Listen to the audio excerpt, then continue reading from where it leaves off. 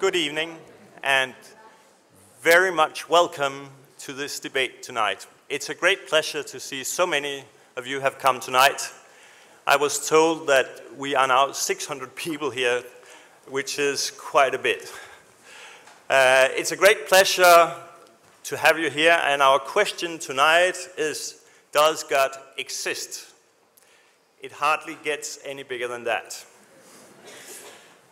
It is also my great pleasure to introduce our speakers tonight. At my left, I have Professor William Lane Craig, a research professor of philosophy at the Talbot School of Theology in La Mirada in California in the United States. He earned a doctorate in philosophy at the University of Birmingham in England before taking a doctorate in theology from the University of Munich in Germany. I promised also to mention that he has published a lot of books and articles, and many of his articles are available online at www.reasonablefaith.org. So I'm sure you can get this address. If you didn't get it right now, you can get it later on also. Also, it is a great pleasure to welcome Associate Professor Klemens Kappel. He is an MA in medicine and MA in philosophy. He has a PhD in philosophy, and he's an associate professor in philosophy at the University of Copenhagen. Also, I would mention that he's a former member of the Danish Council of Ethics, and a council that takes up many crucial issues and debates. Thank you and welcome to both our guest speakers.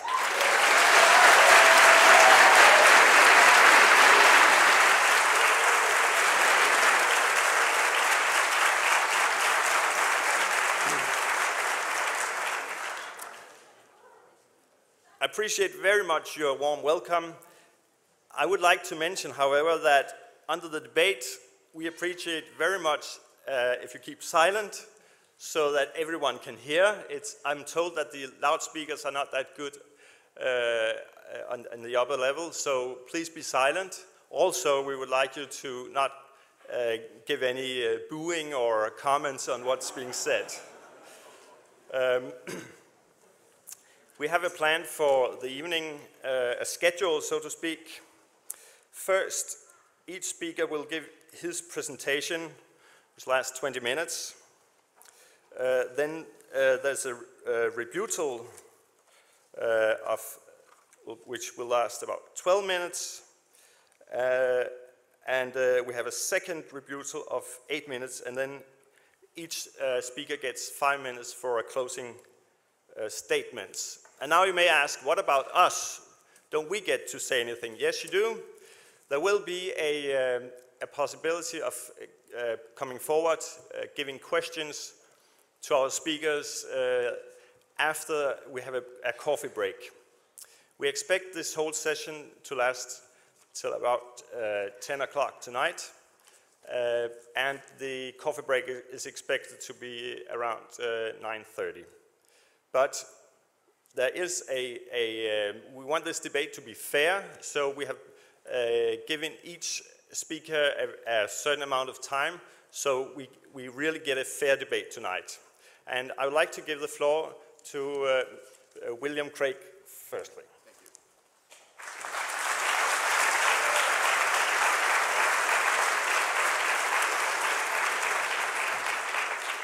Thank you, and good evening. Let me begin by thanking our hosts for inviting me to participate in this debate tonight, and I also want to say how grateful I am to Dr. Kappel for his willingness to join in the discussion.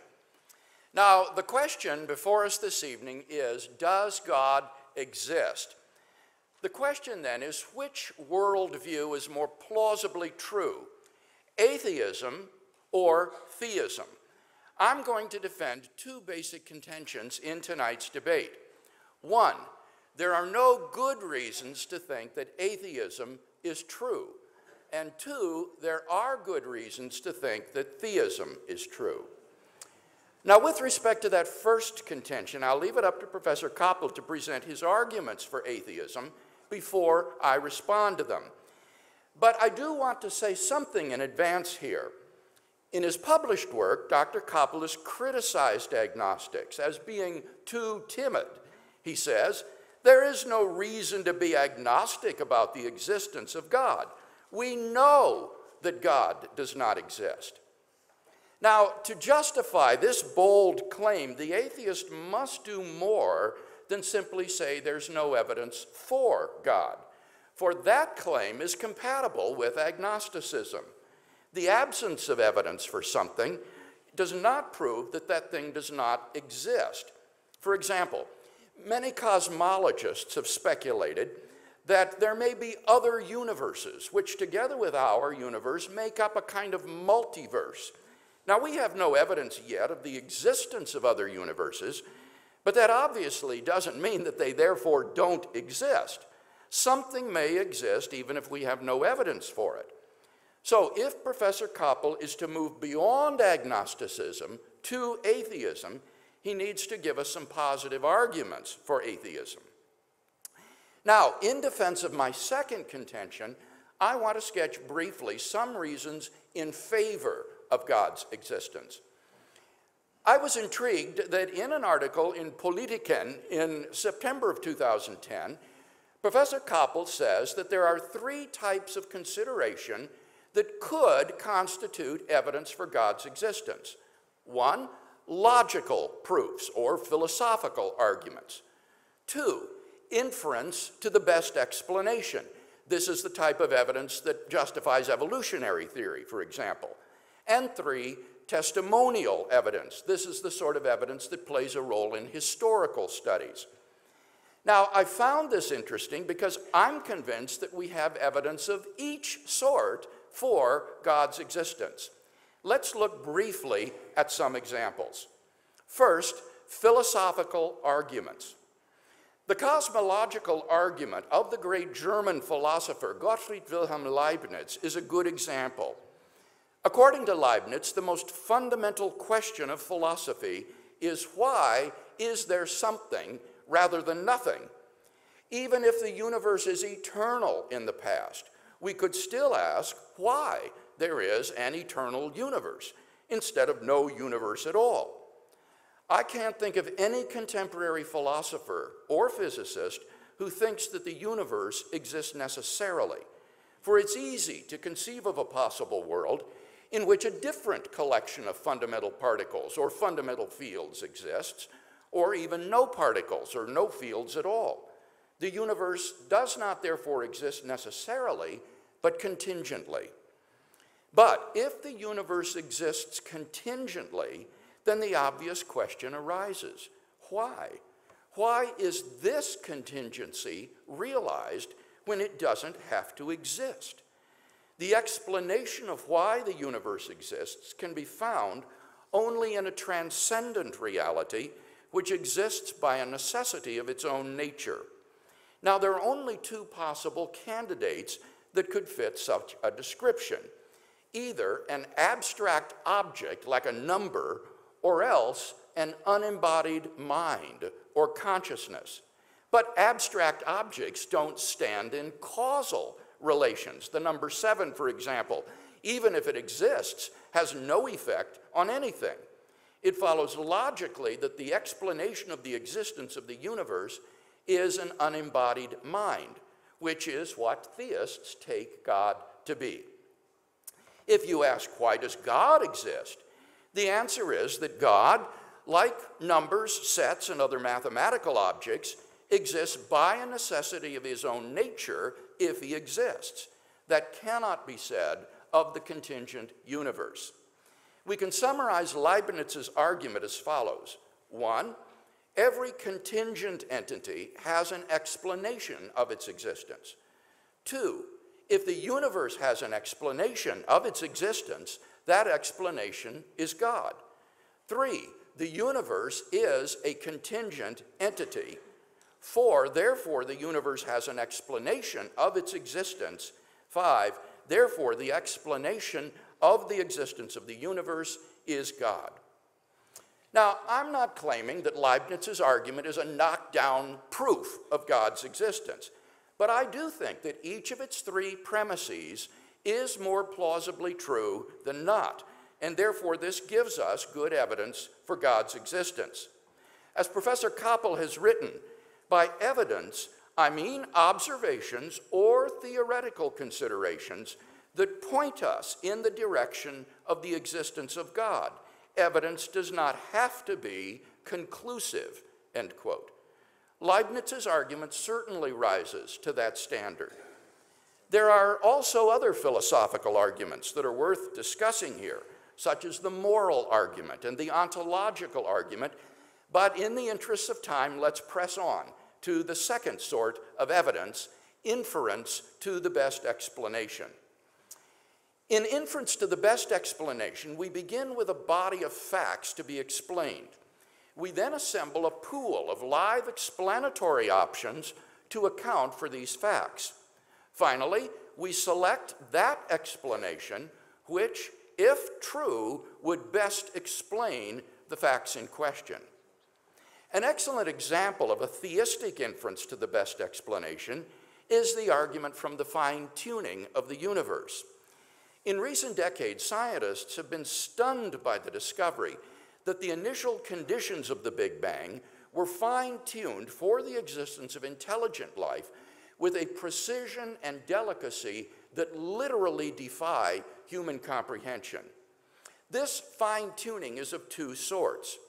First, when the laws of nature are expressed as mathematical equations, you find appearing in them certain constants, like the gravitational constant.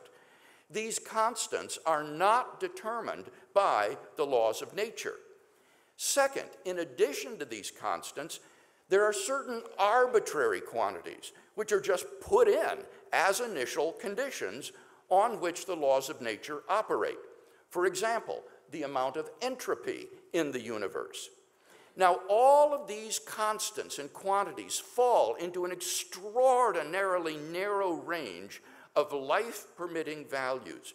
Were these constants or quantities to be altered by less than a hair's breadth, the life-permitting balance would be destroyed and life would not exist.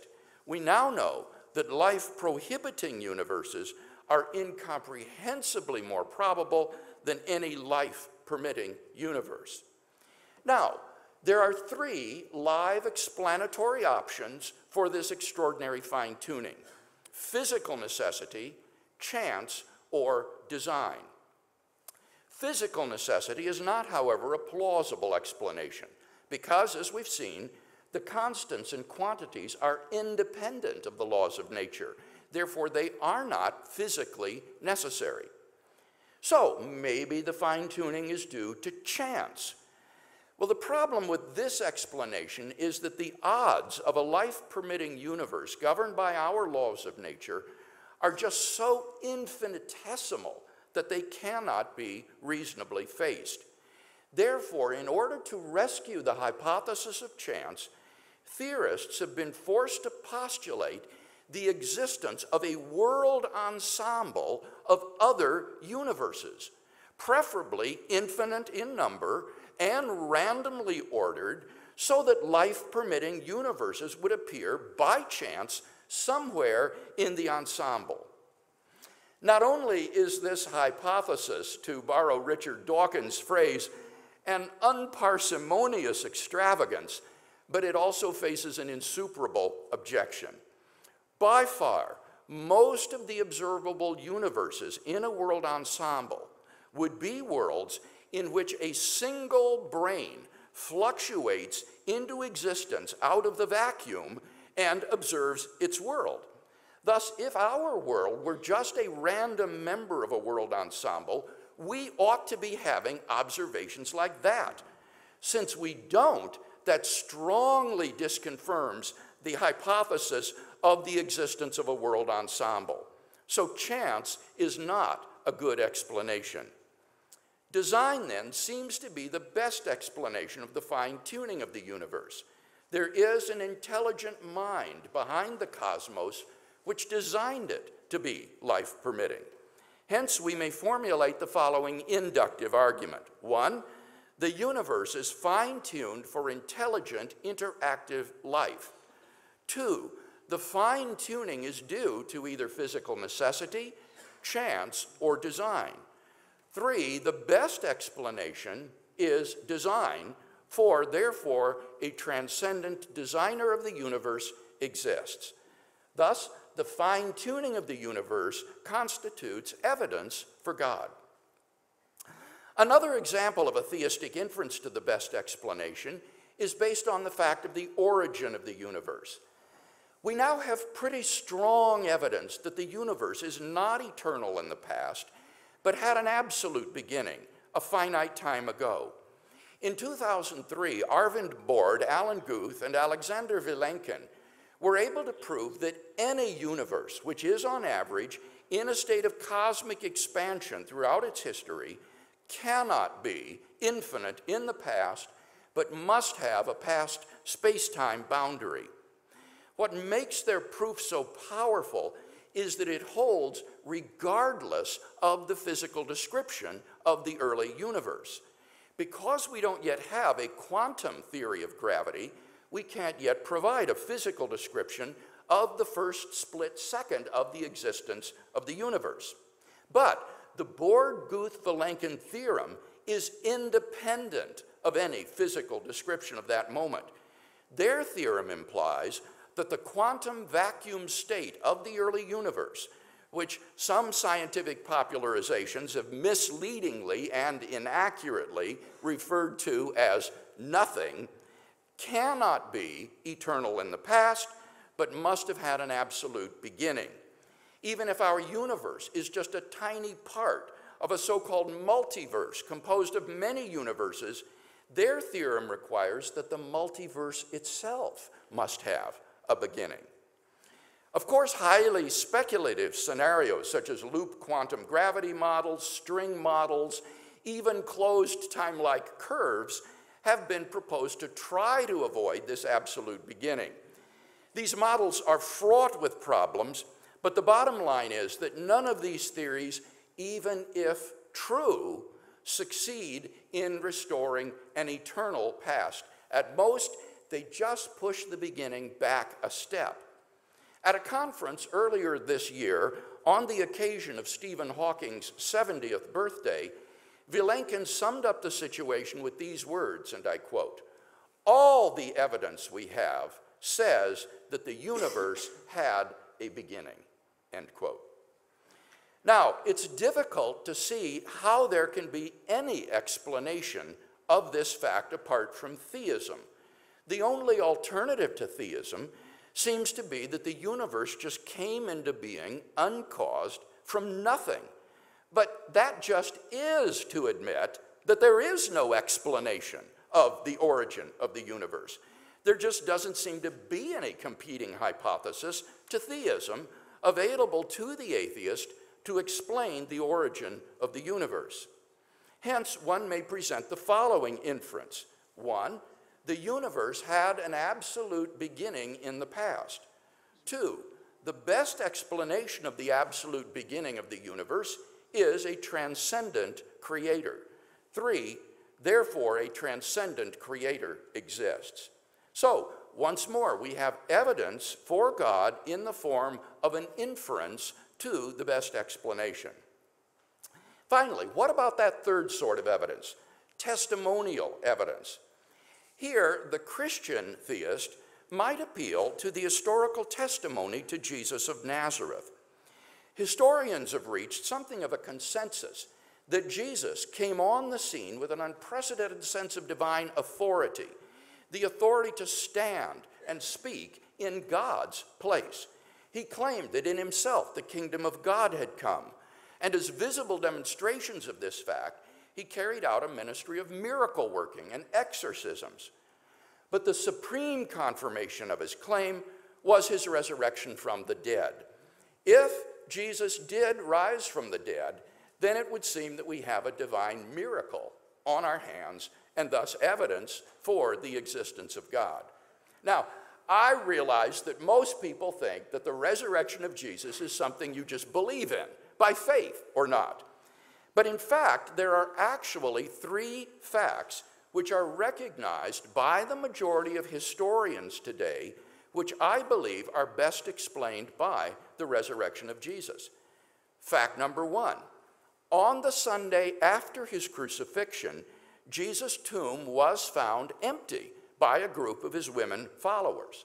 According to Jakob Kramer, an Austrian specialist, by far most scholars hold firmly to the reliability of the biblical statements about the empty tomb, end quote. Fact number 2, on separate occasions, different individuals and groups of people saw appearances of Jesus alive after his death. According to the prominent German critic Gott Lüdemann, it may be taken as historically certain that the disciples had experiences after Jesus' death in which Jesus appeared to them as the risen Christ, end quote. These appearances were witnessed not only by believers, but also by skeptics, unbelievers, and even enemies. Fact number 3, the original disciples suddenly came to believe in the resurrection of Jesus despite having every predisposition to the contrary. Jews had no belief in a defeated and dying Messiah, and Jewish beliefs about the afterlife precluded anyone's rising from the dead to glory and immortality before the end of the world. Nevertheless, the original disciples came to believe so strongly that God had raised Jesus from the dead that they were willing to die for the truth of that belief. N.T. Wright, an eminent British scholar, concludes, and I quote, "That is why, as a historian, I cannot explain the rise of early Christianity unless Jesus rose again, leaving an empty tomb behind him," end quote. Attempts to explain away these 3 great facts, like the disciples stole the body or Jesus wasn't really dead, have been universally rejected by contemporary scholarship. The simple fact is that there just is no plausible, naturalistic explanation of these facts. And therefore, it seems to me, the Christian is amply justified in believing that Jesus rose from the dead and was who he claimed to be. But that entails that God exists. And thus we have a good inductive argument for the existence of God based on historical testimony to the facts concerning the resurrection of Jesus. And if we could have the final 2 points up there, 3 and 4, that would complete the inductive argument for the existence of God based upon the resurrection of Jesus. Now, much more deserves to be said about these matters. But in the brief time allotted to me this evening, I hope to have shown at least that theism is far from bereft of evidence. On the contrary, we have evidence of every sort in favor of theism: philosophical arguments, inferences to the best explanation, testimonial evidence. If Professor Kappel wants us to believe atheism instead, then he must first tear down all of the evidence that I've presented for theism, and then in its place erect a positive case of his own to show that atheism is true. Unless and until he does that, I think that theism is the more rational worldview.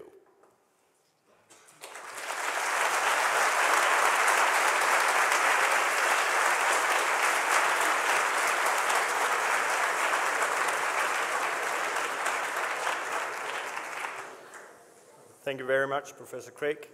And now I'll give the floor to Klemens Kappel, who's also a member of Atheistic Society. I guess I forgot to say that, but you probably guessed. Well, I'm glad you didn't say it.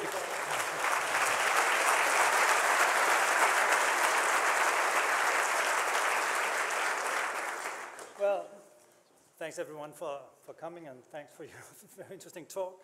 And thanks for not saying that I'm a member of the Atheistic Society, because I'm not. Sorry. No. Well, maybe I should be a sort of kind of honorary member, but actually I'm not even a member. I should say that, well, actually I have a question to the audience before we start. It's always quite difficult to talk to an audience if you don't know what kind of audience you're talking to. And so could we, by a sort of show of hands, get some impression of how many people are theists here? Okay, I thought so. And, okay, I think I want to ask how many people are atheists. Maybe they don't want to show their hands now that they have realized they're in such a minority. Okay. Okay, anyway. That's, yeah, you might be agnostic. There might be agnostics around, but there'll probably be few in number. Okay, so what I want to do is explain this position. How can believing that God does not exist be a reasonable position to have? And it's actually the position, the kind of position that Craig outlined. So I want to start just with some terminology. By God here I mean a psychological being which exists outside the causal order, maybe even outside time and space, and who nonetheless has the willingness and the capacity to intervene in our earthly affairs, and who might be the originator of the universe, of human beings, of moral laws, and so on. That's what I take the word God to mean here. Other people use the word God in different ways, but I don't, and I don't think you did. So atheism is the view that such a God doesn't exist. God under this definition doesn't exist. And an atheist, of course, is someone who believes that God doesn't exist. And, but as mentioned, I think there's a stronger view, a slightly stronger view, which is worth considering and which I've defended, which is the view that we actually know that God doesn't exist, or rather, many of us know that. Or we are in a position to know that. It's not that all of us know it, because some obviously believe that God does exist, or they don't know that God doesn't exist. But those who don't believe that God exists for the right kind of reasons are in a position to know this. And if this strikes you as completely incredible and implausible view, then think about the belief that Thor doesn't exist. Thor is one of our local gods here. I don't believe he exists. And neither do you. I don't believe he ever existed. It's not that he just died 1,000 years ago. He never existed. I take myself not only to believe that he didn't exist, but also actually to know that he didn't exist. In just the same way, I take myself to know that God doesn't exist, or that Aphrodite doesn't exist, or that thousands and thousands of gods and or holy beings being mentioned in various scriptures and traditions, they don't exist. Okay. Now, what I will do now is explain my view about atheism and the stronger view that we know that God does not exist. What I won't do is attempt to convince a firm believer that he or she is wrong. I won't do it in part because I can't do it in this time, but also in part because I think it's not worth doing. It's not important to do. Also, I don't want to present a cogent argument to a firm believer for the non-existence of God. So I don't want to argue or prove it. And by a cogent argument, I here mean a set of premises and inferences that rationally ought to be accepted by a firm believer and which entails the non-existence of God. I don't think that it's easy to come up with such an argument because it's not easy to find the set of premises that ought to be accepted by a firm believer. So I don't even want to respond to every argument and counter-argument and counter-argument to counter-arguments that a firm believer might make or will make. I actually have made some of them already. I don't want to respond to them. It's not that I think one shouldn't respond. It's just that this is just not the talk I prepared. When I accepted to join this debate, I said that I would present my view, but I didn't necessarily want to engage in all the details.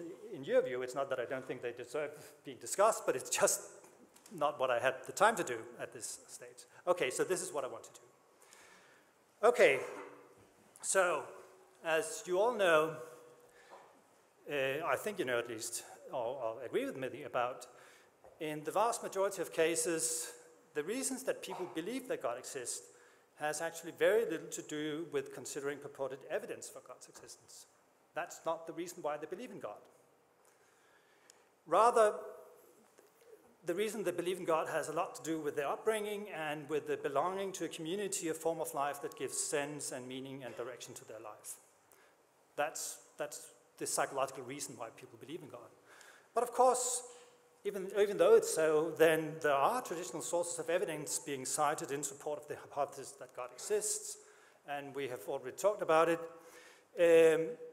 I think there are three general classes of evidence. You might sort of divide the classes differently, but that's not really important. But I think there are these three kinds of evidence for the hypothesis that God exists, or the God hypothesis. One is, and we heard about it just a moment ago, so one is inference to the best explanation of everything. Why is there something rather than nothing? Why is there evolution? Why does man exist? Why did various events happen? Why did the tsunami happen? Why did the earthquake in Turkey happen, and so on? Or morality, why is there something which is morally right and other things which are not morally right? Historically, God has been cited as the best explanation of these things. Then there's testimony. Individuals or scriptures or tradition, they testify to the existence of God.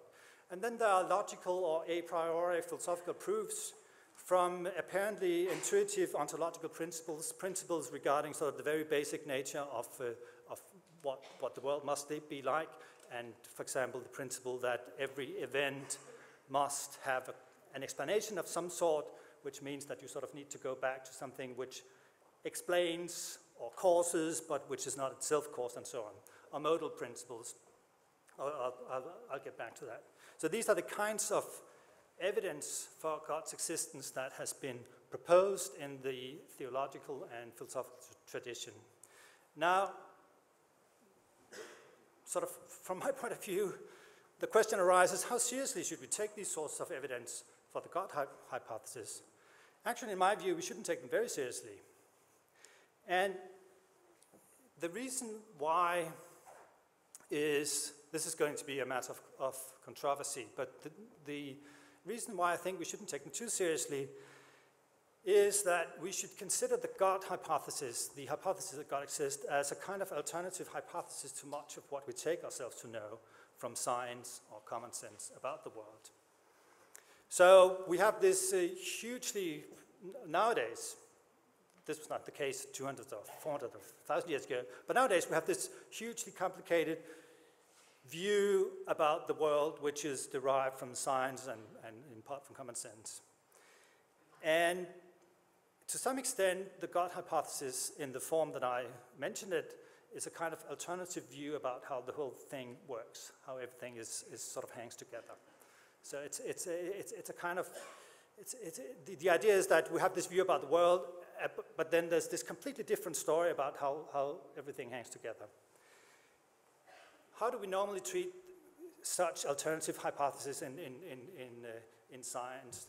Well, if they are sufficiently far away from the way we take the world to be, and if the evidence in support of them are sufficiently thin or not weighty, then we are entitled to ignore them.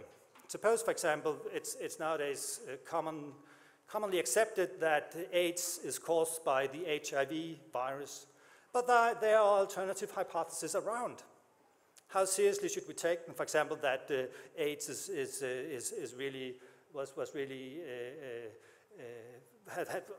I don't remember the exact details of these alternative hypotheses, but you know that there are some around, but they have very slim evidence.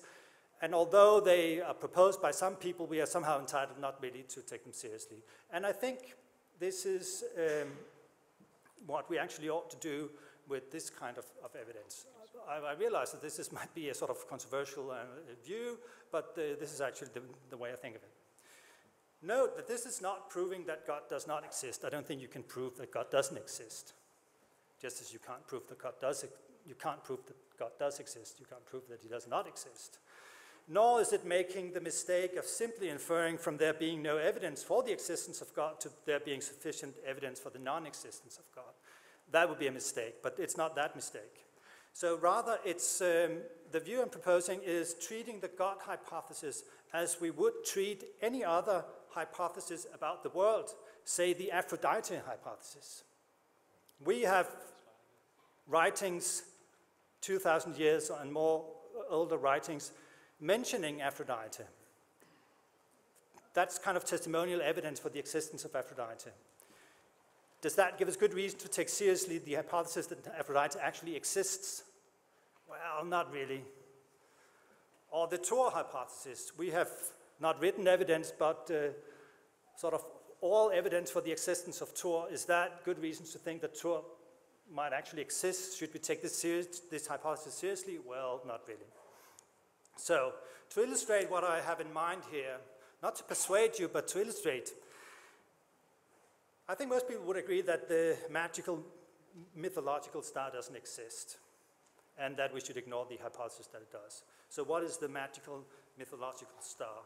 Well, it's a star that leaves no physical traces and is not subject to laws of physics. So unsurprisingly, no evidence of its existence has ever been found using the usual methods in astrophysics. However, its existence has been reported in certain ancient documents that we found and narratives. And because these documents recount dreams and other experiences that some people have about this star. Is this weighty evidence for the existence of this star? Well, I don't think so, particularly if you bear in mind that there are thousands of similar narratives and documents, the majority of which are talking about different entities. So it's not that all people testify the same thing. It's rather that there's so much testimonial evidence in all directions. Or think about the magical explanatory star. Also, this star leaves no physical traces, and it's not subject to laws of physics. So unsurprisingly, evidence of its existence has never been found using the usual methods.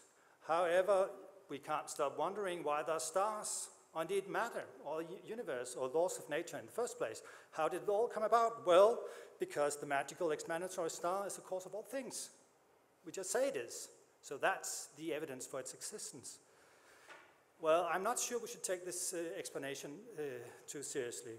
Or the magical, ontologically necessary star, that leaves no physical traces, and we can't find it. However, most stars, or all stars we know about, they exist contingently. They might not have existed. They happen to be there, but they might not have. Well, we could imagine a star that exists necessarily. So it's a possibility that there could be such a star which exists necessarily. So in some possible world, the necessary star exists. But if the necessary star exists in some possible world, then it exists in all possible worlds, including this world. So the necessary, ontologically necessary star exists. Wow, we found a new star. Quick. Okay. I don't think we should take too seriously these arguments. There's, of course, a very complicated and serious discussion about exactly what's wrong about them. And you mentioned a couple of reasons why one would think there's nothing wrong about them. They're actually good arguments. I'm not convinced, but I'm well, this kind of situation, you know, you can easily come up with a lot of details and develop these arguments in a quite detailed way, such that actually to explain what you think is wrong about them would take a long time, and you would sort of need the manuscript you have written in advance to do that. But anyway, let me turn to another issue. The view that I've presented presupposes in some imprecise sense a largely naturalistic and empiricist framework when assessing the God hypothesis. I've presupposed that we should use the standards and methods of science to determine what exists in the world and what doesn't, and I've, as part of that, presupposed that we should give special priority to empirical observations. We shouldn't place too much confidence in traditions, narratives, and in intuitions about how the world must be. One thing which is well known in philosophy nowadays is that our intuitions about how the world must be are very, very fragile and quite unreliable. So we should look at empirical observations, and we should judge the plausibility of various hypotheses on the background of what we take ourselves to know about the world. And given that background, certain views turn out to be very, very implausible. So, in a sense then, this whole way of arguing might seem question-begging. It's question-begging against, it sort of presupposed a conclusion. It's question-begging against someone who firmly believes in God and questions naturalism and empiricism. Yes, it is question-begging. But as I said in the beginning, I'm not trying to convince someone who rejects this whole picture. I'm just trying to lay out what the picture is. And I'm not trying to propose a cogent argument to a person who has these views or rejects naturalism and empiricism. And recall by a cogent argument, I mean an argument that rests on premises that the opponent is going to accept or rationally ought to accept. I'm not sure I have such an argument. So note now, finally, that there might be a very special dialectical situation now between two opponents in a debate like this. Suppose that Adam sincerely asserts the existence of God and implies or asserts that something is deeply wrong with the whole naturalistic empiricist approach to understanding the world. In response to Adam's assertions, Bertrand, that's me then, can't simply assert, well, look, we know that God doesn't exist, so forget about all the arguments. We know that. You can't simply assert that. Bertrand would violate a dialectical norm if he simply sort of reasserts that we know that God does not exist in the face of someone who would have just asserted that, well, we know that God do exist. So, and Bertrand can't simply reassert the case against the existence of God, because the naturalistic and empiricist premises for this case has just been called into doubt. So we have a sort of dialectical situation in which the premises for a certain conclusion, namely that we know that God doesn't exist, has been questioned. What you do, well, you can't just state the premises once more, of course. So before reasserting that God doesn't exist, Bertrand should at least establish the case for naturalism and empiricism in a way which is rationally acceptable to Adam. Now, no such way might be available. Adam might be beyond pedagogical reach. That's one way of putting it. It's, you know, the situation might be that Adam has a worldview, holds a set of views about the world such that the case for naturalism can't be stated in a way such that Adam will accept the premises necessary for accepting the case for naturalism. If that's the case, then Bertrand can't rationally persuade Adam. So Adam might, in that sense, be beyond reach. And of course, Bertrand might be beyond reach for Adam as well for just the same kind of reasons. So yet it might actually be true that Bertrand knows that God doesn't exist.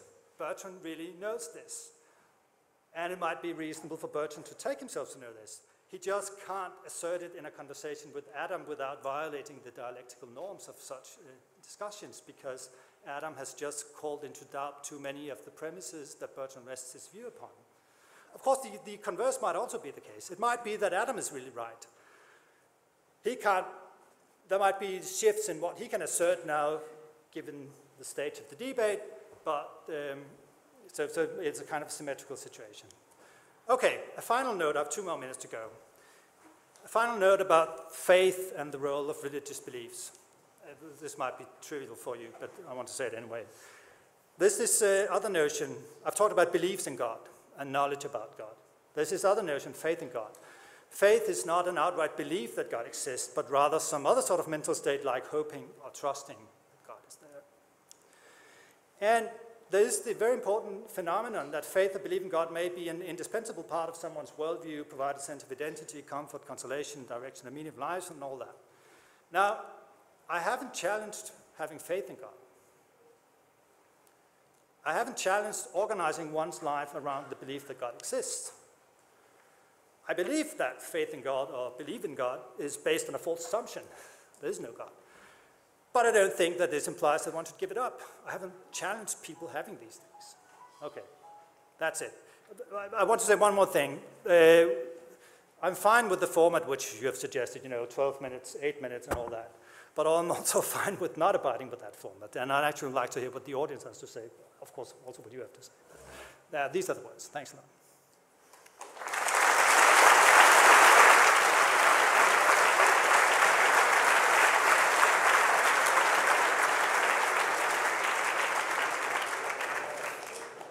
Thank you very much, and I apologize for making you a member of an association that you're not a member of, but now we have cleared that up at least.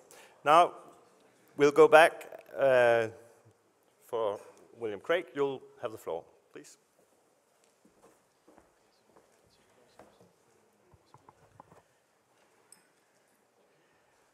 Before I look again at those two contentions that I said I would defend, we need to say something about the definition that Dr. Kappel has offered for the notion of God.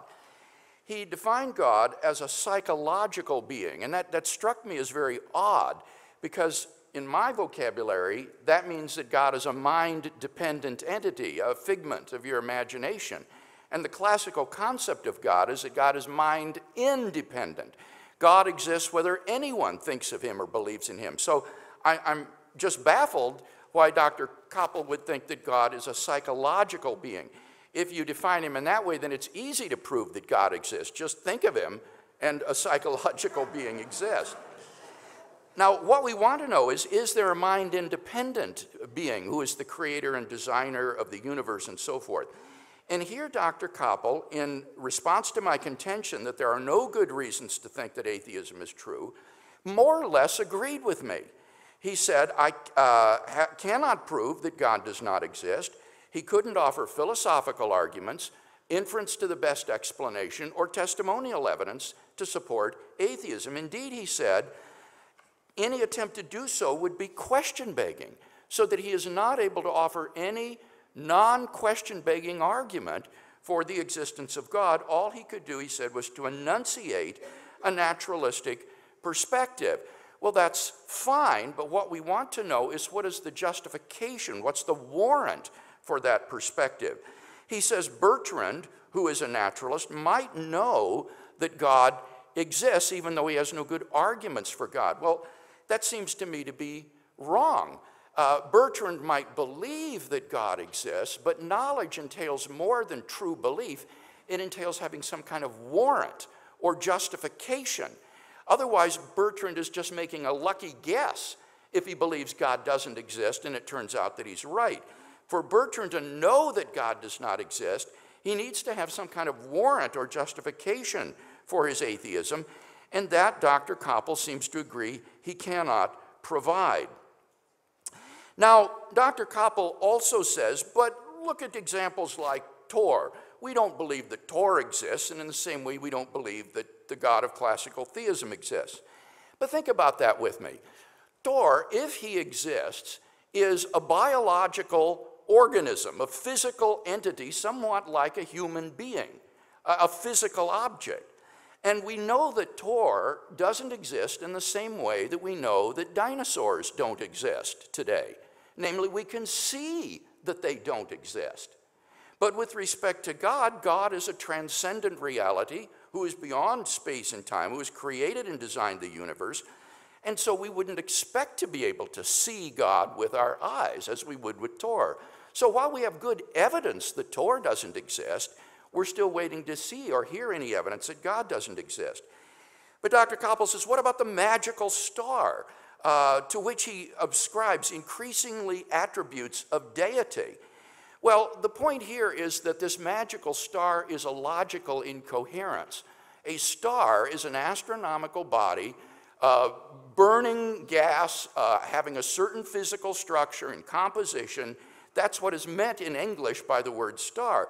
When you increasingly ascribe to this being the attributes of God, like invisibility, non-physicality, metaphysical necessity, you're simply speaking a different language in which the word star is a word for God.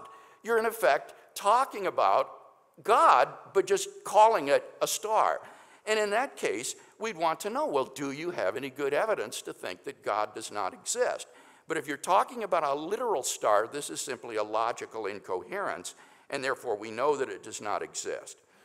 So I think that you've got to do more to justify atheism than simply saying that we can look and see that God doesn't exist in the way we can Thor.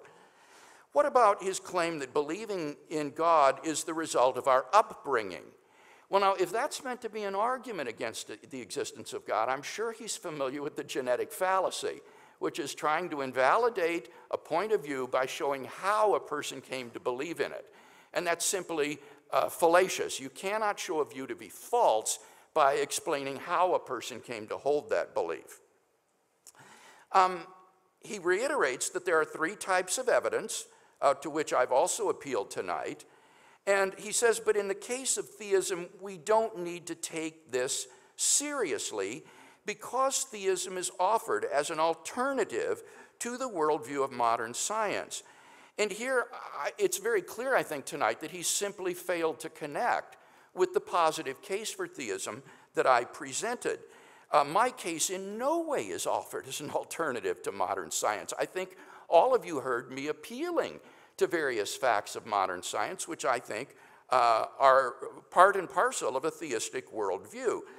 Indeed, Dr. Kappel seems to be unaware that there is a flourishing dialogue between science and theology going on in our age. Millions of dollars, thousands of man-hours, professional journals are going on in the science and theology dialogue. Both Oxford University and Cambridge University have established chairs in science and theology.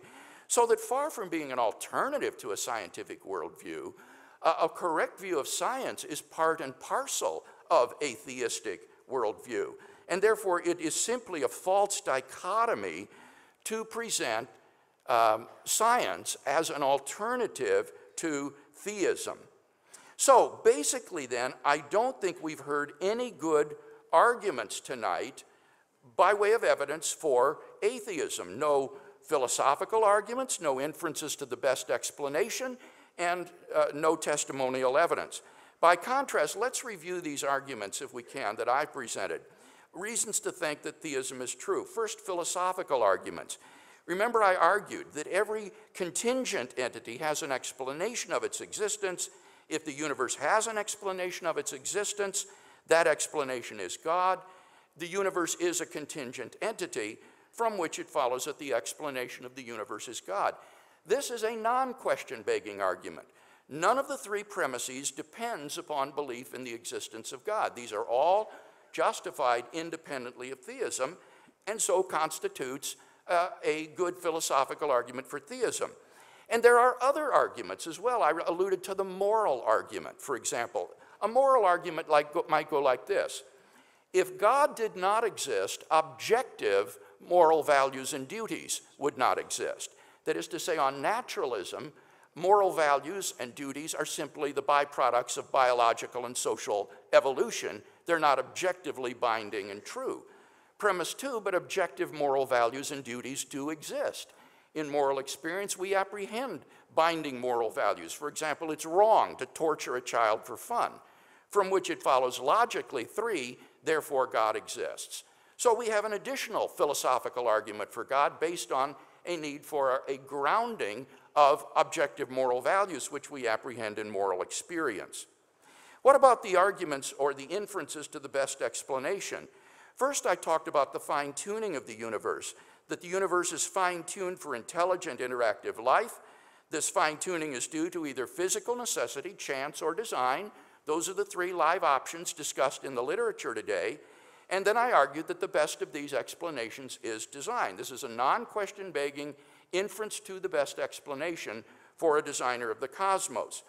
The second argument to the best explanation was based on the origin of the universe. I explained on the basis of the Born-Guth-Vilenkin theorem, we have very good evidence that the universe had an absolute beginning. But if the universe had an absolute beginning, the best explanation of this is a transcendent creator. The atheist simply has no explanation for how the universe could come into existence because there is nothing beyond the universe on his worldview. So here are two examples of good inferences to theism as the best explanation. Let me share just an additional one. I have here, for my reading on this flight, a book by J.P. Moreland, who is a philosopher of mind and body problems, called Consciousness and the Existence of God. And Moreland argues that mental states of self-awareness are best explained on a theistic view rather than a naturalistic view. He would argue that in the absence of God or on naturalism, mental states of self-awareness would not exist. But obviously, there are mental states of self-awareness, which is best explained then by saying there is an ultimate mind behind the universe, just as we are finite minds, and therefore this provides evidence for God. So this would be another example of inference to the best explanation from the phenomenon of consciousness. Finally, testimonial evidence. I argued that historians today who have investigated the historical person Jesus of Nazareth have established the facts such as his empty tomb, his post-mortem appearances, and the sudden origin of the disciples' belief in his resurrection. And I want to emphasize, especially for those of you who are not believers here tonight, that I'm not talking about the conclusions of conservative scholars or evangelical scholars. These represent the majority view of the broad mainstream of New Testament historians today. But it seems to me the best explanation of these facts is the explanation the original disciples gave, namely, God raised Jesus from the dead. And that entails that the God revealed by Jesus of Nazareth exists.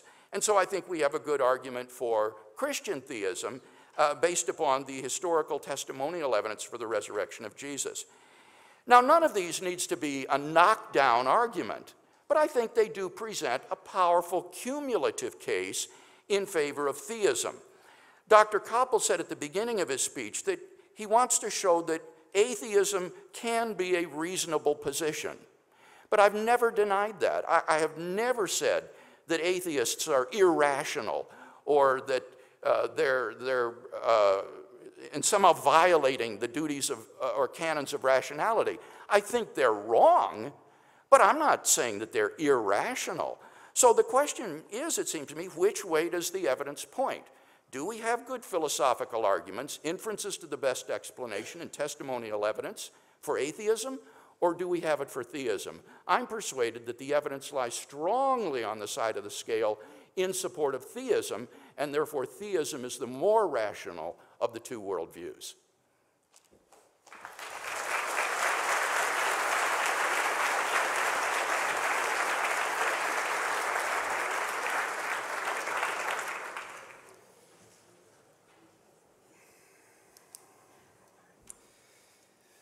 Well, actually, the most pressing question that comes to my mind is, what are you trying to achieve in this debate? I mean, do you try to convince me, or do you try to convince people who are inclined to believe that God exists, but will be sort of more confident by listening to your arguments, or trying to convince people who squarely don't believe that God exists, or are you trying to, well, here's another, it's just speculation, so here's another thing. Are you trying to create a kind of set of rules for public discussion where asserting that God does exist is more legitimate than it is, for example, in Denmark, where I suppose one might say that public discussion in Denmark is to some extent governed by a set of norms which derives from the Protestant Christianity, where religious matters are supposed to be kept in the private sphere, and you ought to appeal to reasons which are accessible to all. Which means that if you have a community which is to some extent secular or diverse with respect to belief in God, then you can't appeal to your conviction that God does exist, and you can't appeal to views which are too directly dependent on that assumption, because there's this kind of norm that religious views should be kept in the private sphere. I mean, John Rawls, that you don't know, he sort of defends a general view about political liberalism, which says that public reason ought to be governed by norms such that you appeal only to things that you know your audience will accept as well. And you know, if only part of the audience accepts that God exists, and you are going to talk to that audience, then you can't appeal to that assumption anymore. But of course, if you can prove that God exists, or if you can say that the balance of evidence suggests that God exists, then you might change these norms of public reason such that it becomes a thing you can appeal to. But this is just speculation, because actually I'm more concerned or more interested in understanding why proving or arguing that God exists is such an important thing. Because as I said, I think for most people who are actually believers, I think the assessment of the evidence that God exists is not really that important in their lives. It's for different reasons. Anyway, this is what strikes me as, maybe it's just me, but it strikes me as the interesting question. But let me get back to some of the comments you made. You said that that you didn't understand why I was talking about God as a psychological being. What I meant was just that God is a being which somehow has a mind. I didn't say, I didn't write that God is a mind-dependent being in the sense that God exists by us thinking of God. Of course, you can have that view about God, and some people have it, and that's not the view I argue against. Because if God is a mind-dependent being in that sense, then God exists by us merely thinking about God. So in that sense, of course, God does exist. But that was not the view I was addressing. And then you said that in response to my comment that, or my view, that Bertrand might be in a position where he actually knows that God doesn't exist. Yet, because of the dialectical situation, it's improper for him to claim that he knows that God exists. And you said this can't be right because knowledge is not mere true belief.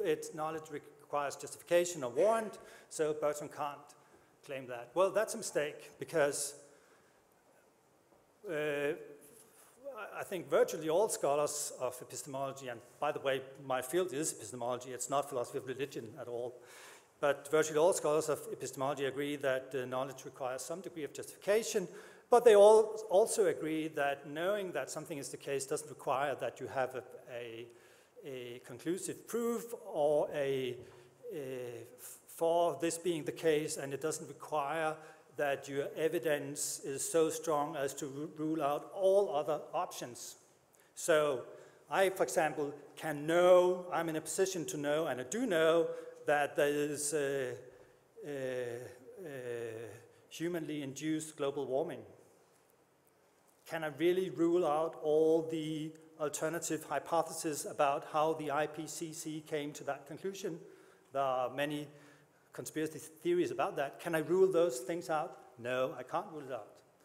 Yet, even though there are these alternative hypotheses which I can't rule out, I still am in a position to know that there is actually global warming.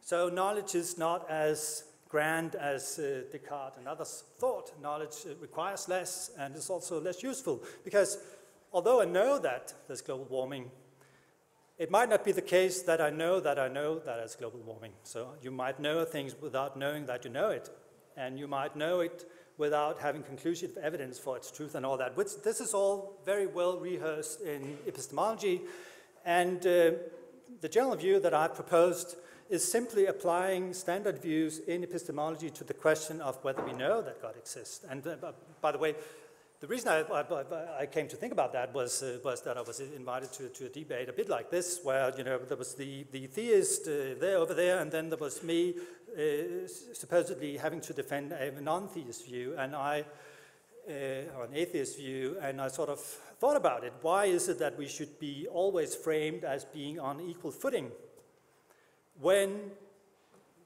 what was actually the case in that debate, maybe not this debate, but in that debate, what was actually the case was that my opponent in this debate, she denied lots of things which is well established in modern science. So why should we be framed as being on an equal footing? So when I thought about that, I said, well, why not simply start by saying what we know? We know that the human being is a biological being that has a biological origin. There are lots of things we know.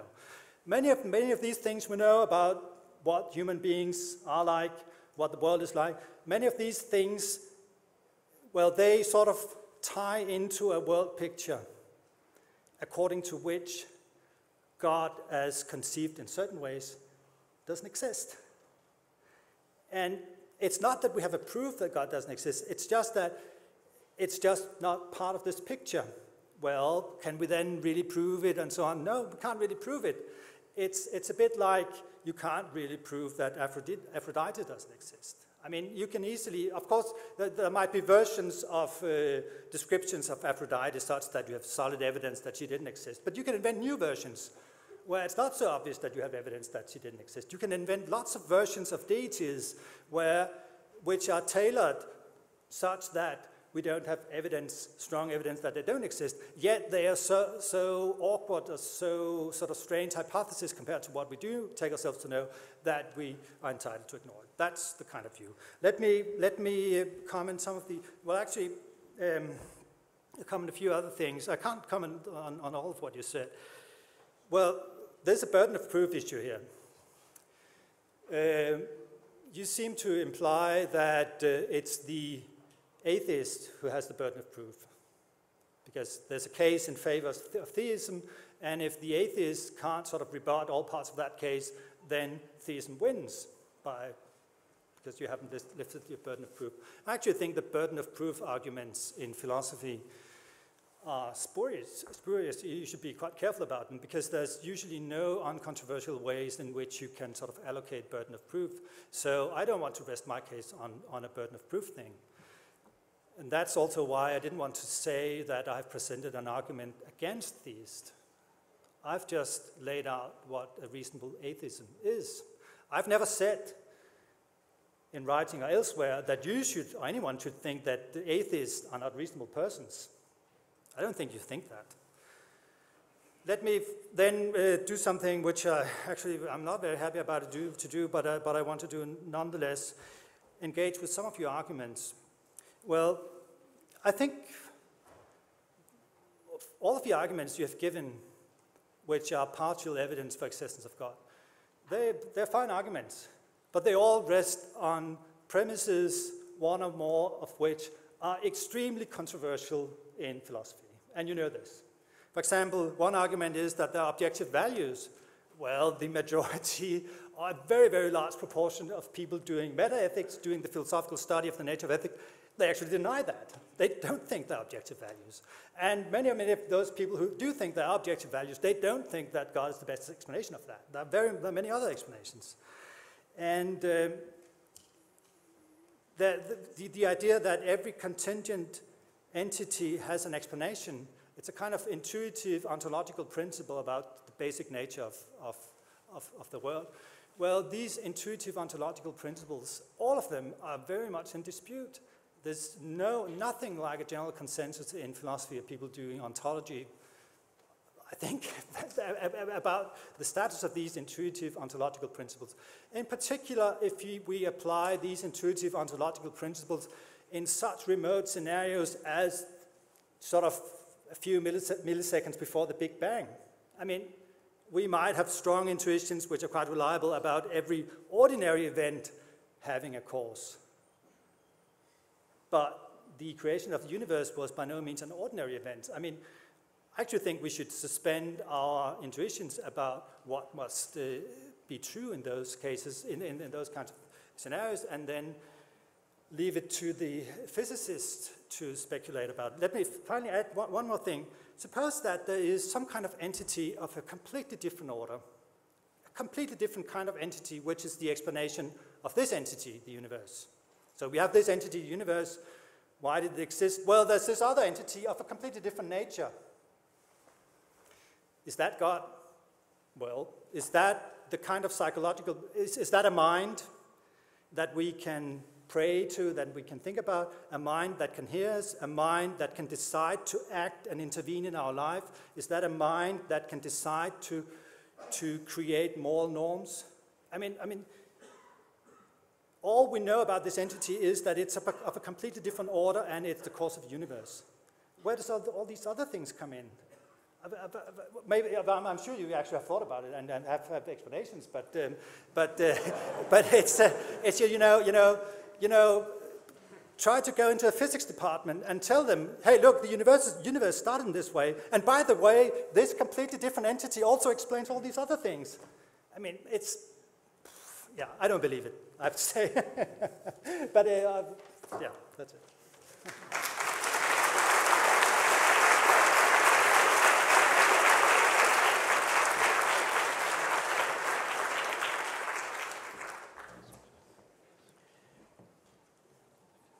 Before I look at those two contentions again, let me address the question, what are we trying to achieve here this evening?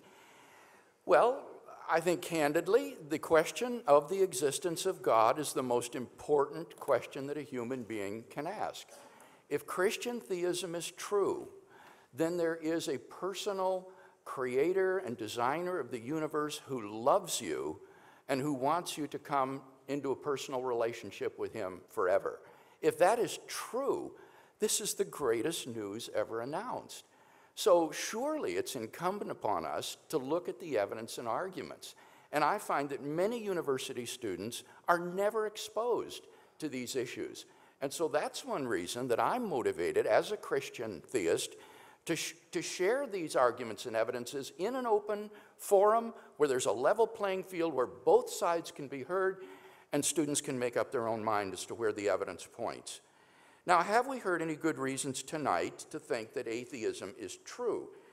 Well, here, Dr. Kappel in his last speech said that I have said the burden of proof is on the atheists exclusively. Well, not at all. I spent the bulk of my speech attempting to bear the burden of proof as to establishing theism to be true. In a debate situation, both sides bear the burden of proof.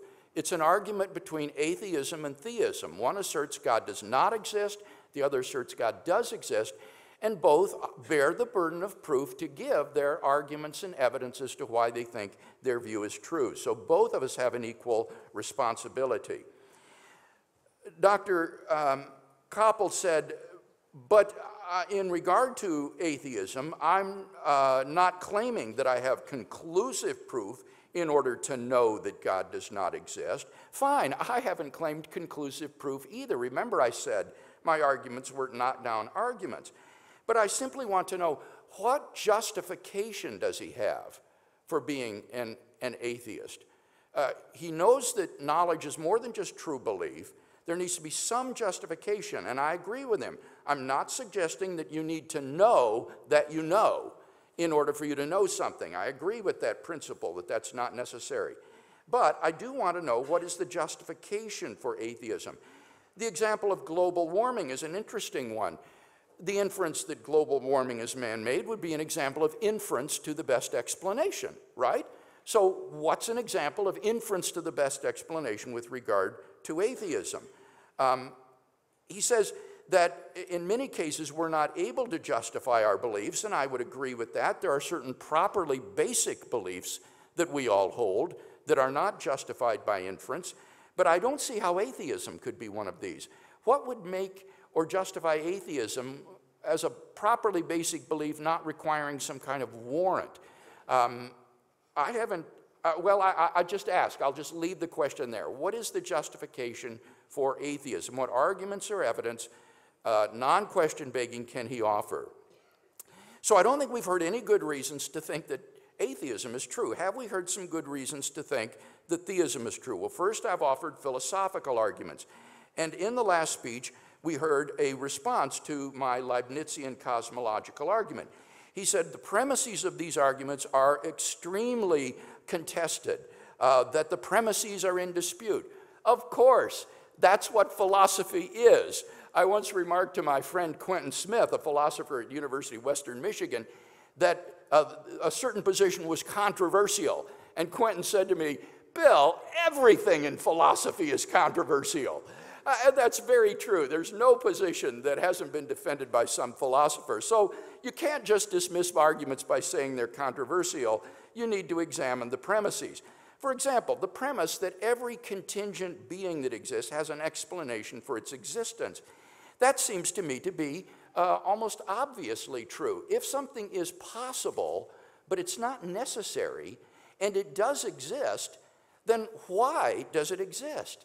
If you were walking through the woods and came across a translucent ball lying on the ground, you would naturally wonder, what was the explanation for why it exists? How did it come to be there? If somebody told you it just exists inexplicably, forget about it, you'd think he was just joking. Now notice that increasing the ball so that it's, or increasing the size of the ball so it's the size of a car, or the size of a house, or the size of a planet, doesn't do anything to provide an explanation or remove the need for an explanation, making it the size of a galaxy, the size of the universe. Doesn't remove the need for or supply an explanation of why this contingent entity exists. By contrast, theism can provide such an explanation where atheism is bereft of an explanation. So this seems to me a good inference to the best explanation for theism. With regard to his claim that all this gives you is an entity of a completely different order, well, that's not true. I presented a cumulative case for Christian theism that, if you put the arguments together, give you a beginningless, uncaused, changeless, immaterial, timeless, enormously powerful, good, metaphysically necessary creator and designer of the universe who has revealed himself in Jesus Christ. Now that's a pretty good cumulative case for theism. This is not some obscure flying spaghetti monster that we're talking about. This is a being that has specific properties. With respect to the moral argument, he says, well, some people deny the existence of objective moral values. Certainly they do, but I think moral anti-realists are wrong. I think in moral experience, we apprehend a realm of objective moral values. For example, that torturing a child for fun is wrong. And people who say, fail to see that are just morally handicapped. They're the moral equivalent of a blind person who says, I can't see it and therefore it doesn't exist. I think if you agree with me that in moral experience there are at least some objective moral values and duties, then you should agree with me that theism is true as the best explanation, or as a philosophical argument for the ground of moral values. The fine-tuning argument wasn't responded to. What about the argument from the origin of the universe? Here, his suggestion was that perhaps the universe came into being without a cause. Now, if that's the alternative to theism, then I think atheists have to be forever silent with respect to the irrationality, supposedly, of theists, because nothing could be more irrational to think that the universe could come into being uncaused out of nothing. That is literally worse than magic. In magic, when a rabbit is pulled out of the hat by the magician, at least you've got the magician, not to mention the hat. But in this case, the universe is supposed to have just popped into being, uncaused out of absolutely nothing, which I think is surely metaphysically absurd. Nothing has no properties, no potentialities. It's not anything. So this is, in effect, to say there is no explanation of the origin of the universe. And then I shared the testimonial evidence for the resurrection of Jesus, which give us good grounds for thinking that this creator and designer and absolute source of moral goodness has revealed himself decisively in Jesus of Nazareth. So I think on balance, we've got a good case for Christian theism going tonight, and therefore I hope that each of you will honestly explore this option for yourself.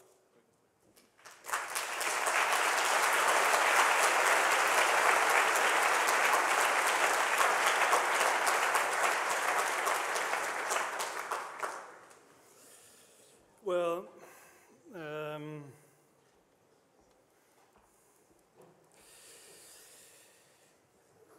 let me mention one thing, a few things. I don't think you have good cases.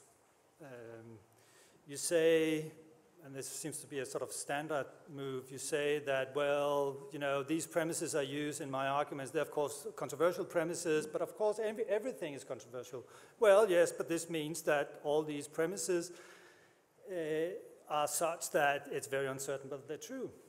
This is what it means. So we have these arguments based on premises of which you have agreed that it's very, very uncertain whether they're true. This is what it means, or this is what we ought to infer from their controversiality or their perpetual controversiality. You say that, well, you know, it's extremely controversial whether there are objective moral values. Among people who would like there to be objective moral value and who have thought hard about it, it's extremely controversial. And you say, well, they're just wrong. Well, maybe a more reasonable stance to take to that question is, well, it's very controversial and very uncertain whether there are objective moral values. There might be, there might not be. It's very uncertain whether there are. And I think this is actually true for for all your arguments that one or more of the premises are such that a reasonable assessment of that premise would lead to the conclusion that it's very uncertain whether that premise is true, which means that, okay, there's some evidence for the existence of God, but it's evidence based on fragile premises. And I don't think this is very strange, and I think one reason, for example, why, I'm sure you all know that philosophers and theologians have discussed the case for the existence of God for more than 1,000 years without sort of reaching any major conclusions, without convincing sympathetic skeptics. Why is that? Well, I think a good guess is that it's because these arguments very often or always depends on very controversial premises. Much of philosophy is like that, of course, but this doesn't mean that the argument for God's existence are very good then. It just means that they're just as bad as many other philosophical arguments. And philosophical arguments are generally quite bad, and especially philosophical arguments with very, very strong conclusions about what the world is like.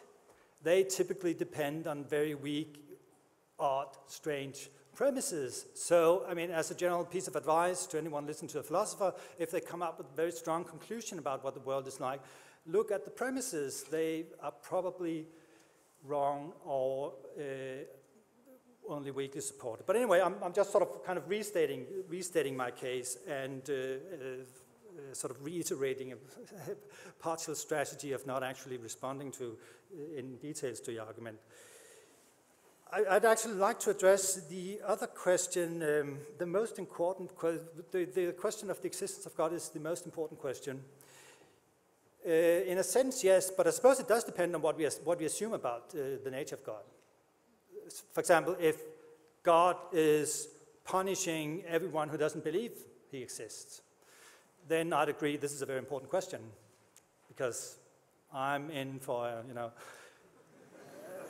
then that's a really important question. But if we just say that, well, God is just the name of some entity of a completely different order that's the cause of the universe, then it's not a very important question. If that's all there is to it, well, maybe it's that entity, maybe it's some other explanation. It doesn't really matter for my life or my afterlife. It doesn't show that I even have an afterlife. It doesn't really matter for anything. So it really depends on which properties we attribute to God, whether this is such an important question. And of course, it's because in the Christian tradition and many other traditions, so many attributes has been made to God that it has come out as an important question.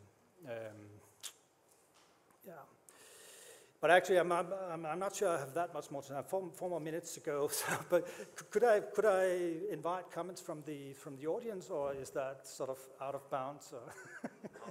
I think we'll take that after the coffee break. Okay. So let me add one more thing. Suppose that we are forced to say that the universe, the existence of the universe, has no explanation. There could be a reason why we could be forced to say that. Suppose we say that giving an explanation of some event is explaining how this event came about by appealing to the natural laws. So when we explain something, we basically say, here are the natural laws governing that event, and here are the initial conditions, and that's why it happened. Suppose now we say, or we agree with what some cosmologists say. I'm not one of them, but I only know this by sort of hearsay. But suppose we agree that when the universe came into existence, it was not only matter that was generated, it was also the laws. Well, if the laws came into existence at that event, and if by explaining an event we mean explaining how that event came about given that the laws exist, then it follows that there is no explanation of that event. So the universe could have no explanation. Actually, don't have any firm intuitions about whether there's a bad outcome or not. I mean, if my car is on the parking lot and suddenly disappears, I have very strong intuition that there must be some explanation why this happened. But the Big Bang is a very different thing, in particular if we also assume that the Big Bang involved the creation of the natural laws. So I ought to suspend my intuitions about whether, whether things can happen without an explanation. If we, by explanation, understand things happening in accordance with, explaining how things happen given the natural laws, and if we think that the Big Bang implies that the laws came into existence at that moment, then it follows that there is no explanation. That's not a bad thing. It's just a fact of the natural world that, or it might be. I don't know whether this is the case, but it might just be a fact of the natural world that it is like that. Does it mean that the whole world is bereft of rationality, that everything is irrational? No, it doesn't mean that. It just means that that event didn't have an explanation. All other events do have explanations.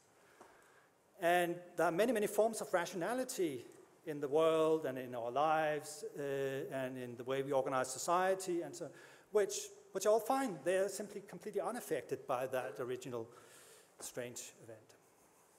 Okay. Thanks.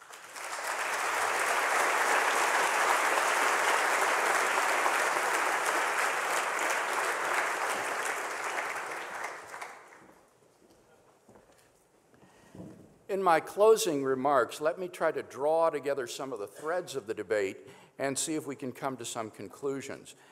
First, I think it's very evident that we haven't heard any good reasons tonight to think that atheism is true. No philosophical arguments, no inferences to the best explanation, no testimonial evidence.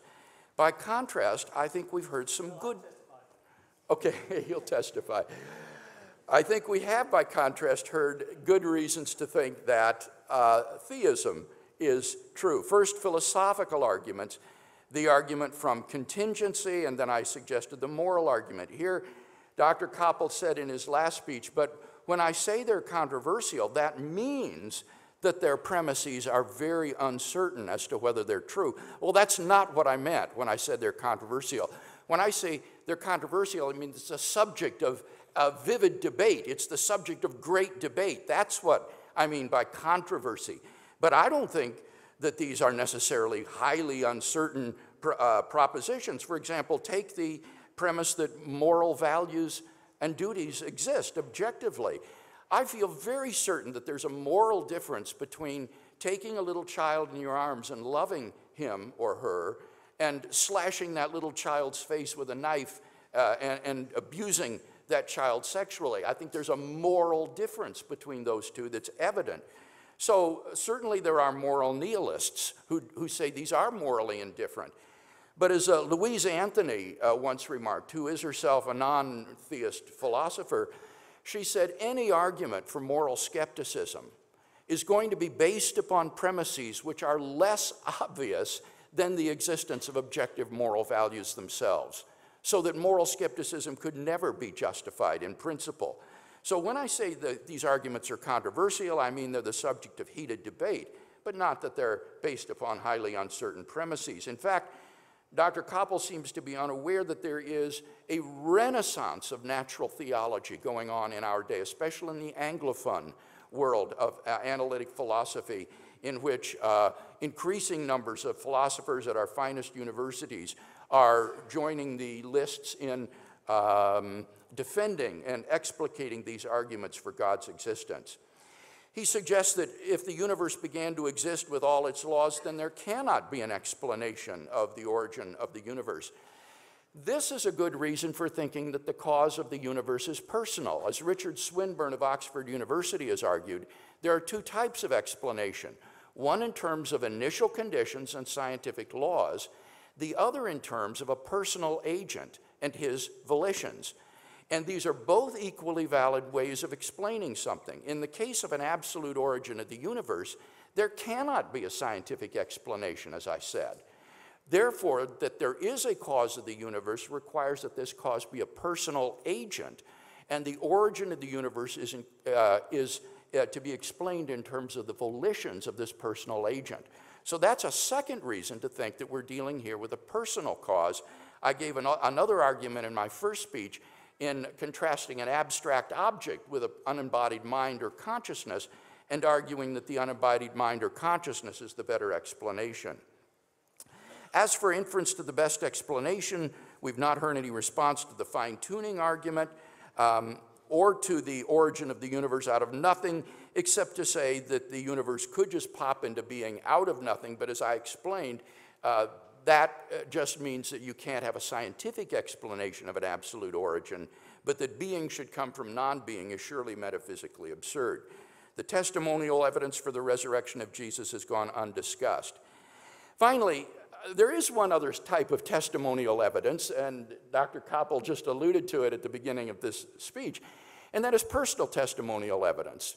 And I want to close by saying that I myself, while not raised in a Christian home or even a church-going family, first heard the message of the Christian gospel as a teenager.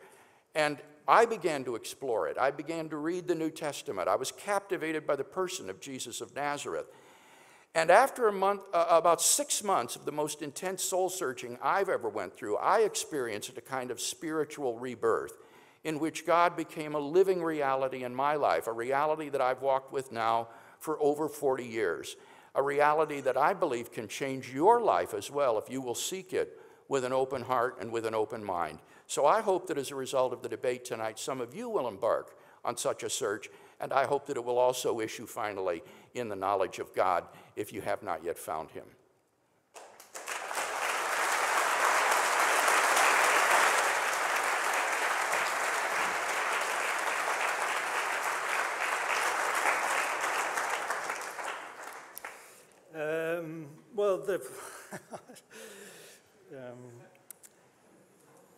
Okay, let me just correct two minor things, or address two minor things in what you said. I didn't say that you said that controversial means lack of certainty. What I said was that if there is controversy in philosophy about a certain issue, then the rational response to that should be that you reduce your confidence.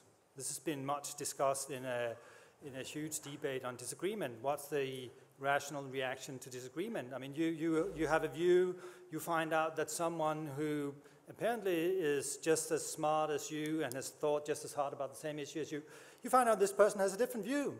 You think that so-and-so is the case. He thinks that it's not the case. You have thought about the same evidence equally carefully. What should your response be? Well, many people in this debate, not everyone, but many people in this debate think that the rational response ought to be to reduce your confidence. You should be less confident that you're right upon learning that some equally intelligent opponent thinks that you're not right. Of course, that's a response, that's a theory about rational response to disagreement, which is itself somewhat controversial, which means that there's a higher order problem for this theory, which has been addressed eloquently by David Christensen and Andy Egan and others. But still, I think there's something to it. I mean, and this was what I meant. When we, as we do in philosophy, have all these controversial assumptions that we work upon, then what we ought to do when we discover that other philosophers have thought about it, I actually don't really agree, then we ought to be less confident. Okay, so even if you're quite confident that people who don't think their objective moral values are wrong, then perhaps you should be less confident that you're right in this. Also, the case you mentioned, who could question that, that abusing a child is wrong? Who could question that?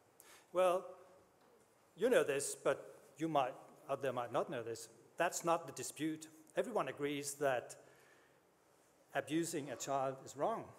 The dispute is whether you need to postulate objective moral values in order to account for the wrongness of this.